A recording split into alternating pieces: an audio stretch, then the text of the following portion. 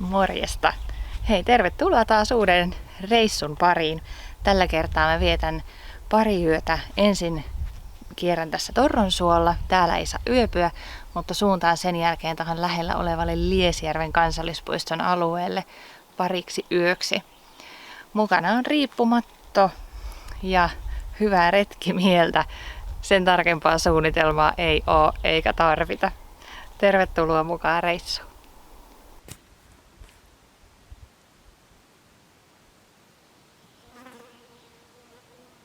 Täällä on selvästi nyt paljon tehty pitkospuiden kunnostustöitä hiljakkoin.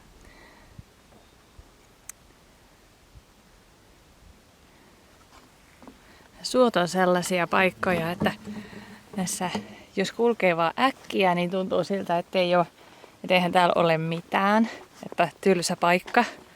Mutta kun pysähtyy ja rupeaa kohdistamaan katsettansa yksityiskohtiin tai tonne vähän kauemmas taivaanrantaan, niin alkaa näkeen ihan oikeastaan vaikka mitä ja minkälaista. Ja vaikka ei soista mitään ymmärtäiskään, että onko aapasuota vai mitä, niin pelkästään jo se, että kun näkee nämä värit erilaiset tässä suon pinnassa ja noin pienet männyt, mitkä on ikuisuuden vanhoja, vaikka ei ole tuonne suurempia, niin niissä on jo paljonkin ihmeteltävää ja ihasteltavaa. Samoin nämä tupasvillat täällä. Niiden paras hetki taitaa olla jo ohitte tältä kesältä, mutta ne on jotenkin herttaisen näköisiä aina. Sellaiset pienet suopumpulitukot. Ja ihmisiä täällä on vaikka kuinka paljon. Tulee vastaan koko ajan.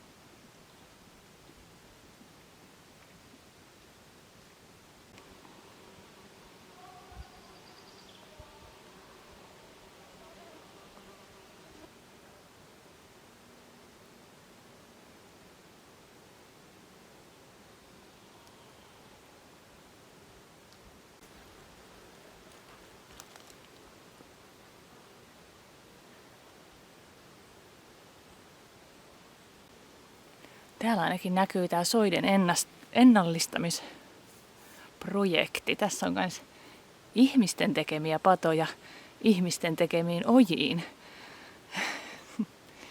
Se olisikin hienoa, jos vielä tässä oman elämän aikana saisi nähdä sen ihmeen, että suot olisi jälleen soita ja muuttuisivat sellaisiksi kuin niiden on alun perin ollut tarkoituskin olla. Ja se olisi upeeta.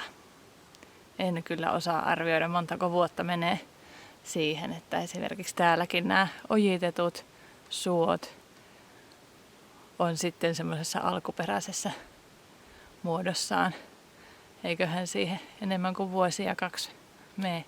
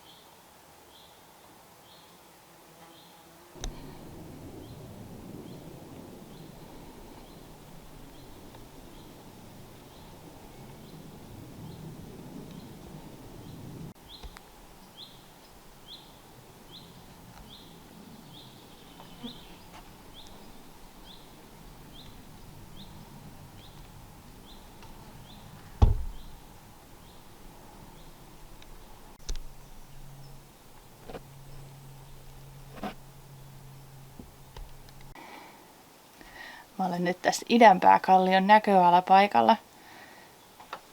Tässä on tommonen noin 4 kilometriä vielä ihan tietä pitkin pelkkää vaan kävelyä sitten sinne Kiljamon parkkipaikalle takaisin.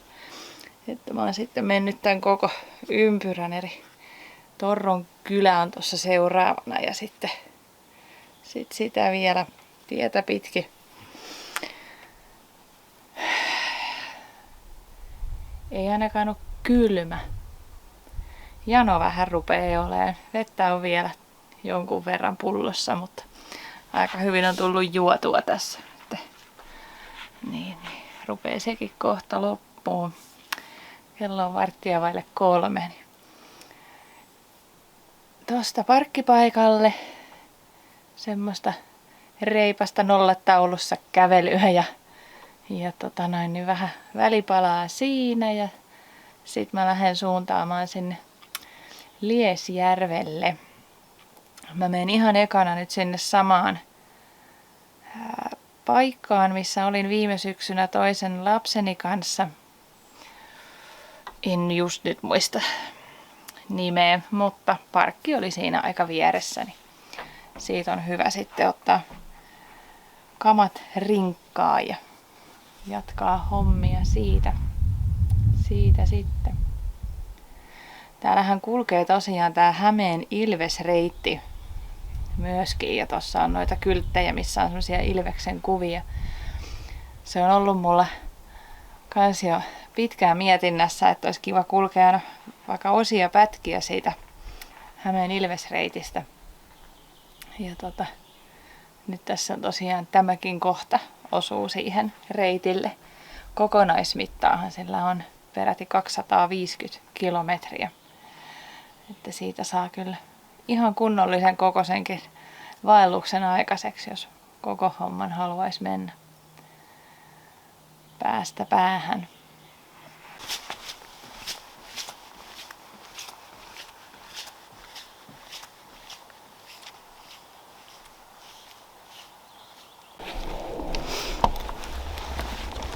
No niin, eli siis Savilahden telttapaikalle olen juuri nyt matkalla ja Kyynärharjun parkkipaikka on se, mihin auto pitää jättää, jos haluaa tulla tälle nimenomaiselle telttapaikalle.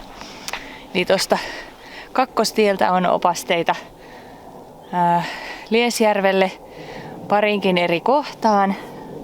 On sinne Perinnekylälle ja sitten joku aikaisempi kyltti, mutta tämä Kyynärharjun tie kääntyy niiden välistä ja on ihan vaan sellainen jopa vähän huomaamaton metsätie, eli siinä ei ole mitään sellaista suurta kylttiä. Itsekin ajoin siitä ohi ja tulin sitten takaisin. Mutta joo, no niin. Ei tarvinnutkaan kävellä Torron kylän läpi ja autotietä pitkin. Siinä ei ihan karttamerkinnät ja maastomerkinnät puhu ihan samaa kieltä aina ilmeisestikään. Että siitä kyllä tuli sitten ihan suota pitkin pitkospuita. Siinä oli hieman sekaannusta niiden maastomerkintöjen kanssa, kun jostain syystä siinä Torron suolla ne tienviitat tai merkkikyltit on välillä siellä tavallaan niin kuin tienposkessa makuullaan, että ihan ei voi olla varma, onko ne siinä tarkoituksella vai vahingossa.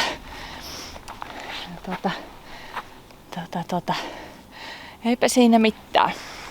Nyt ollaan täällä ja ihan ensimmäiseksi menen katsomaan hyvän paikan riipparille ja rupean kokkailemaan sitten ruokaa tai sinne lämmittään ruokaa. Kokkailu on ehkä vähän nyt turhan hieno sana sille toiminnalle.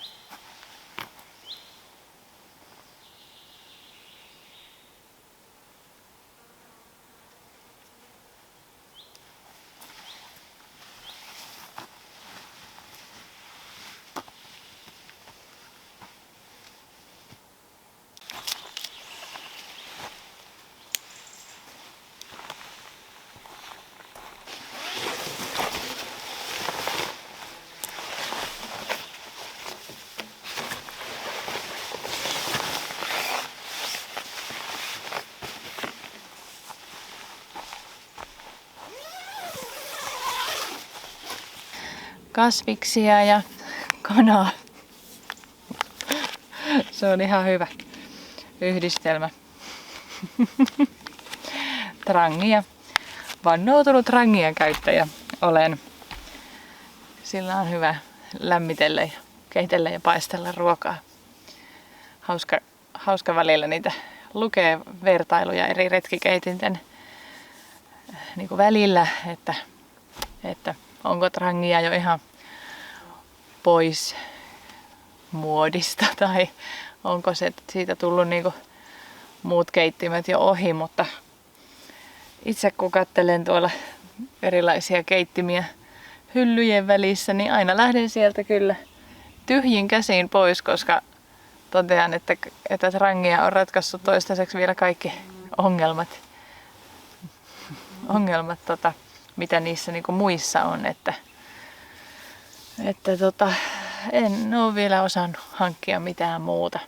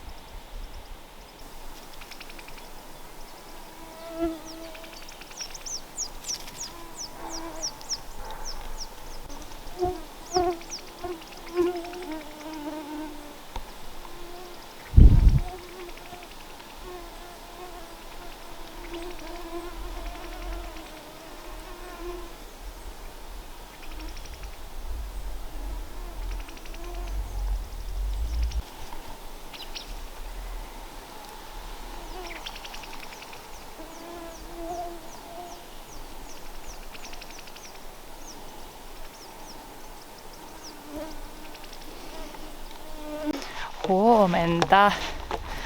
No nyt sitten tästä uutta päivää kohti.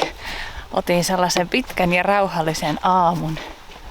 Yö oli pikkusen pätkinäinen taas siinä, mutta ihana lämmin aamu. Onnistuin säikäyttää nyt äsken jonkun emolintusen tuossa römistelin vaan kun mikäkin tässä. Se koitti harhauttaa mua ja pikkuset pääsi sinne sitten piiloon kanervikkoon. Mä kävelen nyt ensin tästä autolle ja otan siitä uudet eväät, täytän vesipullon ja lähden sitten kävelemään noin 4-5 kilometrin patikkaa sinne, mikähän se oli, peukalo. Joku peukalo se oli.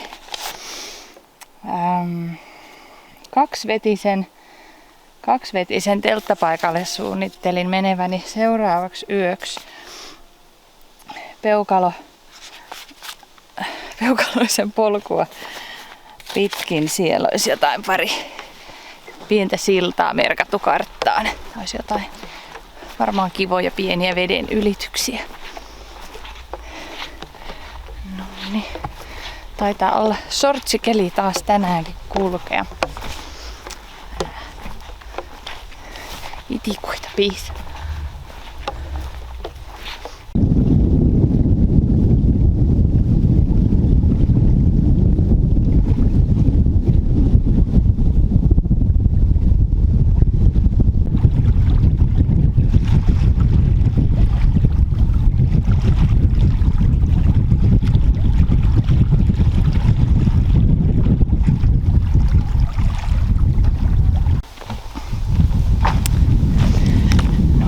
Kyynärän harjulla mä kävelen nyt ja se, mikä tekee tästä harjusta hienon ja poikkeavan muista, niin on tämän mataluus ja kapeus. Eli tuosta veden pinnasta ei olla varmaan tällä hetkellä metriäkään ehkä. Vesi on aika matalalla itse asiassa nyt ja leveyttä tällä ei ole reunasta reuna ehkä 10 metriä. Tää on tämmönen kiva, ihan täysin erilainen harju kuin mihin on ikään kuin tottunut, kun harjuilla kulkee.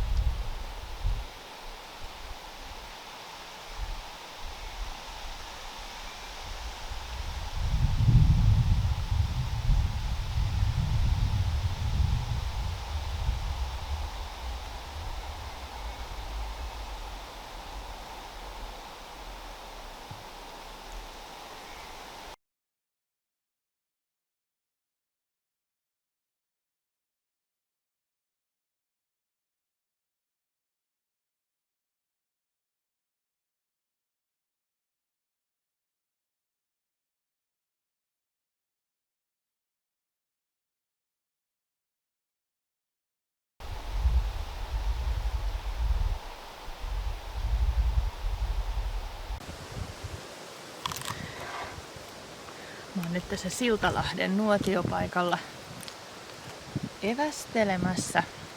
Onkin jo tosi kova nälkä. Kello on 1 ja aamupalan jälkeen en oo muutaman hapankorpun otin siellä Hyypiön kalliolla. Siitä tuli semmonen muutaman kilometrin pisto. Ja mä nyt mietin tässä, että muutanko mä suunnitelmaa jonkun verran siitä alkuperäisestä kaksivetiselle menemisestä oikeastaan siksi, että mä en tiedä riittääköhän mulla vesi. Nyt on niin lämmin, että sitä tulee juotua ihan hurjasti tässä kulkiessa ja ruoanlaittoon menee aina kans reilusti vettä. Tuntuuhan se vähän pöljältä sanoa tässä järvien ympäröimänä, että vesi loppuu. Kyllähän sitä tuosta järvestäkin sitten keittelis, mutta en ehkä viitti ottaa sitä riskiä näin kesäloman alle.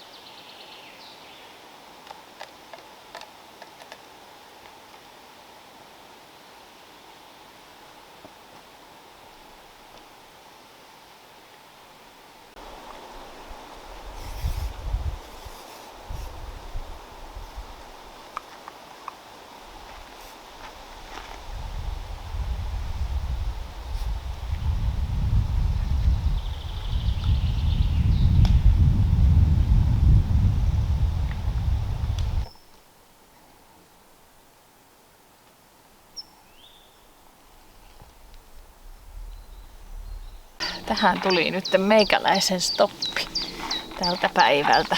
Peukalolämmille asti pääsin ja viittin lähinnä kulkea. Tästä olisi reilu kilometri tuohon kaksivetiselle, mutta tällä vauhdilla se on sitä se on joku tunti. En viitti enää. Nyt riittää. On todellakin ihan jatkuva jano. Ja mukavaa on olla kyllä ihan paikallakin ja nautiskella, ettei vaan olla liikkeessä koko ajan. Tästä onkin tämmönen matala laavu ja selvästi tämmönen paikka, missä isompikin ryhmä mahtuu kyllä telttaileen. Ihan uudet taikka tämmöiset modernimmat huussit.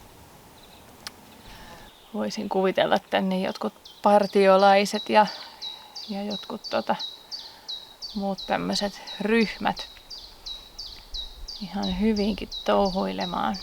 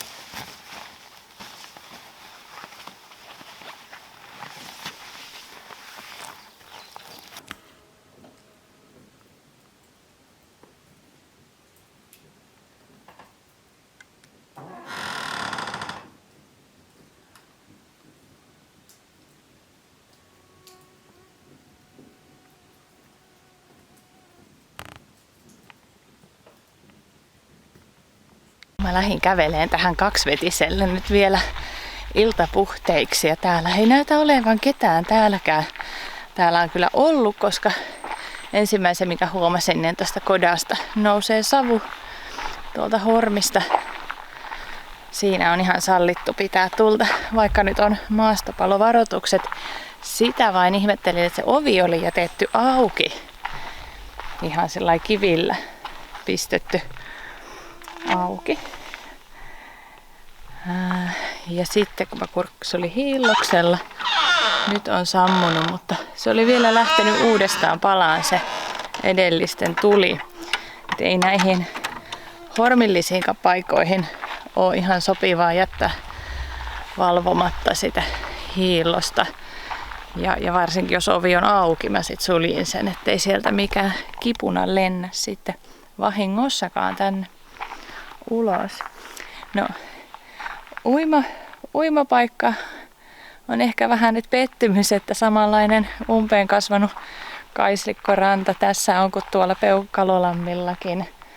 Ainoastaan, että tässä on yksi tämmönen veneenlaskupaikka, mikä ehkä voisi olla. Mä tutkin sitä vähän lähemmin, että onko siitä mitään mahdollisuuksia käydä pulahtamassa. Mutta kaunis paikka, todella viehättävä. Todella viehättävä paikka kyllä leiriytyä.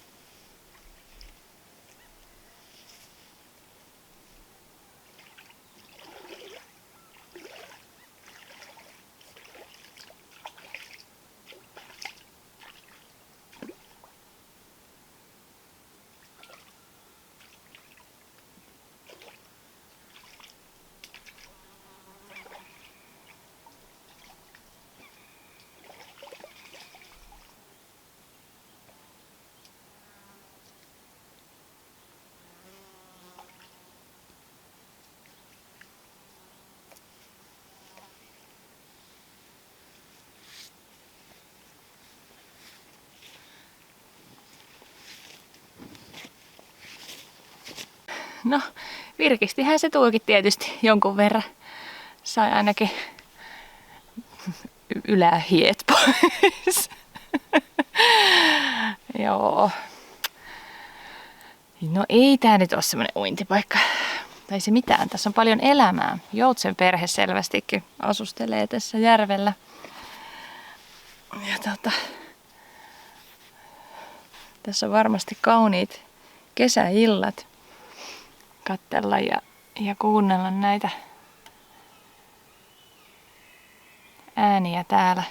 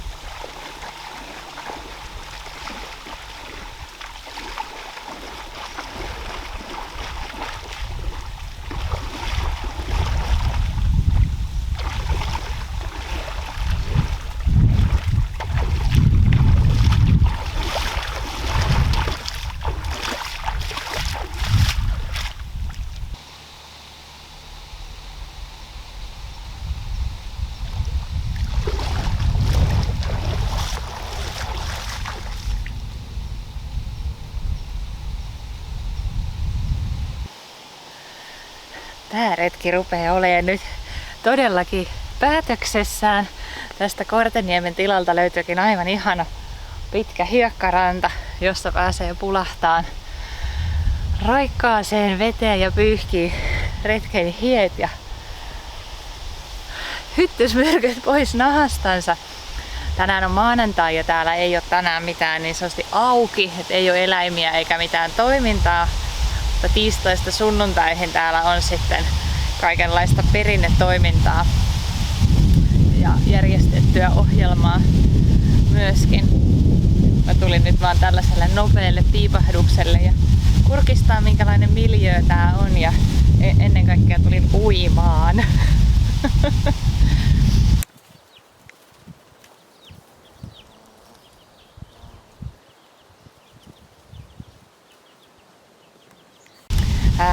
Instagramistakin löytyy Virvan tulet. Kiva, jos haluat seurailla mun juttuja sielläkin. Siellä on semmosia kuntoilu- ja urheilujuttuja enemmän. Toki postailen myöskin näistä retkistä sinne myös. Ei muuta kuin hei, ihanaa kesää ja seuraavaa retkeä odotellessa. Moikka!